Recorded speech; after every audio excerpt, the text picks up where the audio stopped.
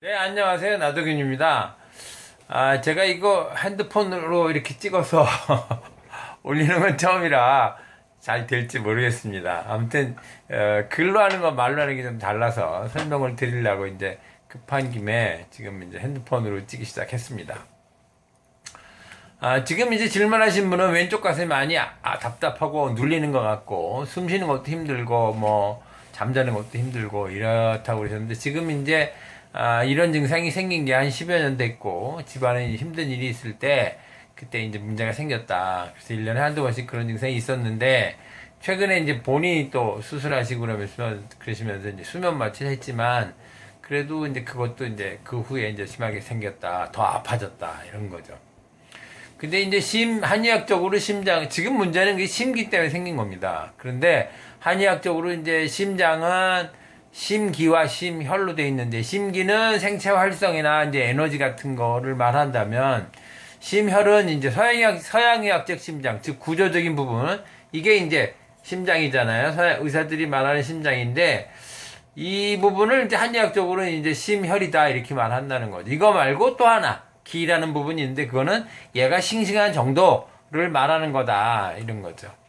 근데 이제 문제는 심장에 병이 생길 때 얘를 막 주먹으로 때야 되거나 그런 게 아니니까 얘한테 먼저 영향을 줘야 되는데, 영향을 주는 부분이 채널이 또 하나, 신경적인 채널이 있고 또 하나 있는데, 그게 기다 이런 거죠.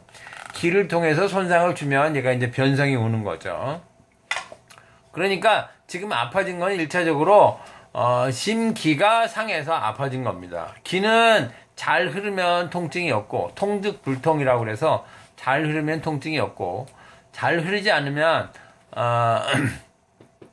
통증이 생긴다, 불통득통이다 이렇게 이제 말을 합니다. 그래서 기가 흐르지 않으니까 그것이 답답해지고 눌리는 느낌이 들고, 그건 치료가 되지 않으니까, 그러니까 그 몸은 스스로 약간씩 회복하는 힘이 있는데, 이제 본인이 갖고 있는 성향이라든가 또는 회복하려는 시도를 좀 더 해야 되는데, 악화되는 요소가 많고 회복하는 요소는 적다면 점점 악화되겠지 않겠어요? 그러니까 악화되는 요소가 많아지니까 점점 심해져 갖고, 이제 눌리는 것도 점점 심해지고, 호흡곤란하는 것, 숨이 잘 안 쉬어지는 거 점점 심해지고, 그러다가 이제 조금 더 나빠지니까 이제 그 다음에 통증이 생깁니다. 통증도 가볍게 처음에 오기 시작하다가 치료가 되지 않으면 점점 통증도 심해지는 거죠. 통증이 강해지고 또 길게 되고, 그렇게 해서 이제 점점 더 많이 아파지고, 그러면 이제 구조적인 변화가 생깁니다. 그래서 구조적인 변화라는 건 이제 이 심장의 근육도 나빠지고, 혈관도 나빠지고, 판막도 나빠지고, 뭐 신경도 나빠지는 거죠.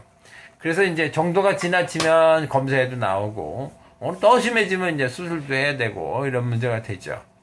그러니까 지금은 이제 막 아프고 괴로워. 그런데 그런 경우에 이제 기에 머물러 있는지, 얘가 심혈 구조까지 영향을 미쳤는지는 뭐 몇 가지 체크를 해봐야 될 건 있지만, 어쨌든 1차적으로 기에 문제가 생긴 건 맞습니다.